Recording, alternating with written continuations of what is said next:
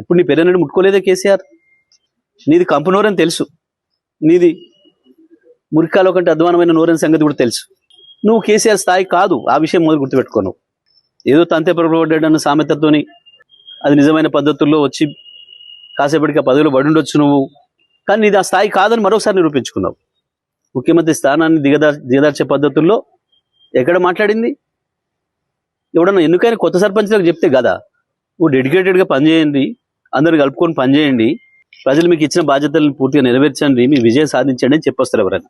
నీ చెత్తవాగుడుతోని వచ్చిన వాళ్ళ బ్రెయిన్ జడగొట్టి ఏం సమాచారం తీసుకుపోయారు, వాళ్ళు ఏం మోసుకపోయారు నీ దగ్గర నుంచి మెసేజ్, ఇట్లా బూతులు మాట్లాడాలి కావచ్చు మేమని మోసుకుపోయారు.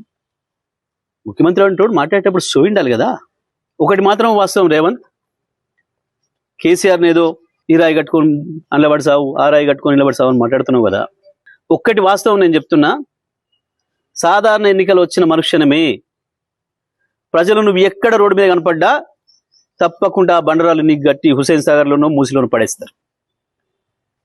ఆ పరిస్థితి వస్తుంది నీ పార్టీకి, నీ కాంగ్రెస్ పార్టీకి. నీకు ప్రజలే బండరాలు గట్టి మున్సిపాలిటీ చెత్తను వారేసినట్టు తీసుకుపోయి మూసి నదిలో పారేస్తారు. గుర్తుపెట్టుకో. కేవలం సబ్జెక్ట్ లేక, కేసీఆర్ చెప్పిన వాటికి ఆన్సర్ చెప్పలేక, సమాధానం చెప్పలేక, దొరికిన దొంగలాగా దాని నుంచి పక్కదారి పట్టించడానికి ప్రజల్ని ఇటువంటి బూతు మాటలు ఎత్తుకుంటున్నాడు. చూడలేదా ప్రజలు? కోట్లాది మంది ప్రజలు చూసిండ్రు.